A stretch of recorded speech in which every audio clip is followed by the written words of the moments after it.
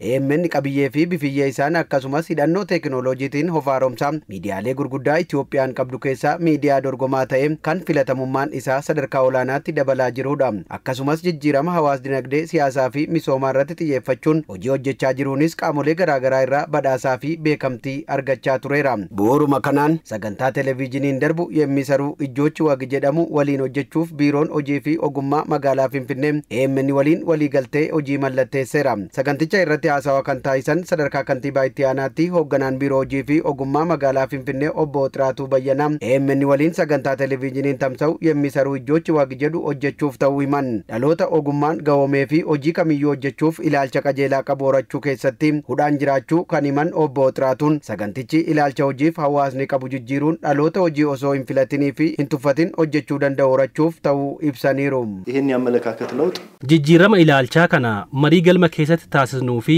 sadarkaa bilookitti marii hawaasa waliin taasisnu qofatti gahaa miti. Itoophiyaan biyya guddoo lammiilee bu'aa guddaa galmeessisiisan biyya qabdu waan ta'eef sagantaan Yemmisaruu Ijjoochi Waqi AMN waliin hojjechuuf waliigalle kun kan muuxannoo itti waliif jijjiirudha. Waltajjii marii aadaa hojii jijjiiruu danda'u kan itti gaggeessinudha. Kanaaf kun aadaa fi ilaalcha hojii hawaasni fi dargaggoonni qaban jijjiiruu keessatti bu'aa olaanaa qaba. AMN qulqullinaa fi saffisa olaanaan hojiilee magaalattii keessatti hojjetamaa jiru hawaasa biraan ga'aa jiraachuu kan dhugooman obbo Xiraatuun dhaabbata cimaa fi maqaa gaarii qabu kana waliin hojjechuun bu'a qabeessa nu taasisaa jedhan. በሁሉም ማህበረሰብ ክፍል ውስጥ waltajjii kanaan ajandaan kaafnu kutaalee hawaasaa hunda biratti bu'aa ni fida.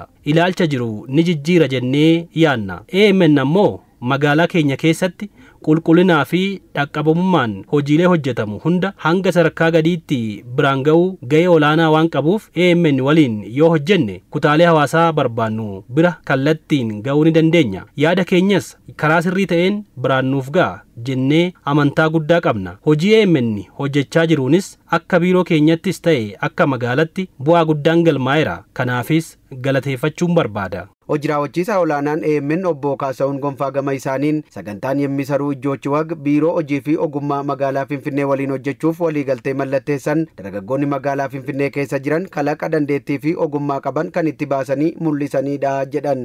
Addis miidiyaa neetwoork akka biyyaattis ta'e akka magaalaa Finfinneetti dhaqqabamummaa fi teekinooloojii hidhatee jiruun miidiyaa filatamaa ta'aa jiru ta'uu kan himan obbo Kaasa'uun AMN filachuun carroomuudhas jedhaniiru. Nuti dargaggoota irratti hojjenna, nuti dhaloota irratti hojjenna, isaanis dhaloota irratti hojjetu. Kanaaf dhaloonni kun immoo boru dhaloota biyya aalu, dhaloota beekumsaan qarame, dhaloota dinagdeetiin utubame, dhaloota kallattii hundumaatiin iddoo hundumaatti hirmaannaa guddaa qabu uumuu keessatti gahee qaba jechuudha. Kanaaf isaanis addis miidiyaa filachuun isaanii carroomaniiru jedhee yaada. Sababiin isaas addis miidiyaan guyyaa har'a akka biyyaatti akka magaalaatti miidiyaa filatama qabiyyee isaatiin, walgeettii isaatiin, teekinooloojii isaatiin, dhiyeessii isaatiin miidiyaa filatamaa ta'aa jirudha.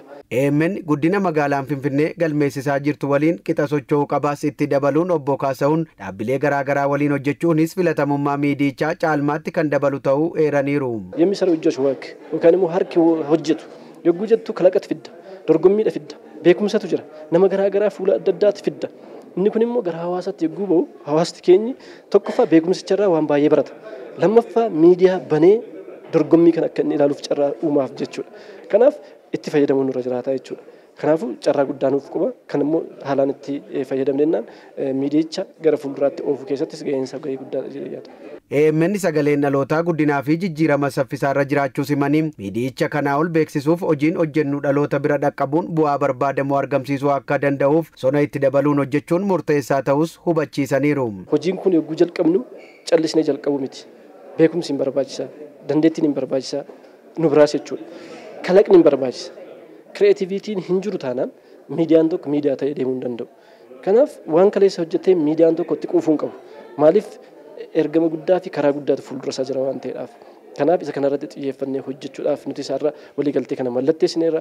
Waliigalteen kun immoo bu'aa qabeessa akka inni ta'u abdiin qaba. Sagantaan televiizyiniin tamsa'u Yemmisaruu Ijjoochi Waqi kunis ji'oottan kurnan dhufan keessatti torban 2 daqiiqaa 45f kan dhiyaatu ta'uunis ibsameera.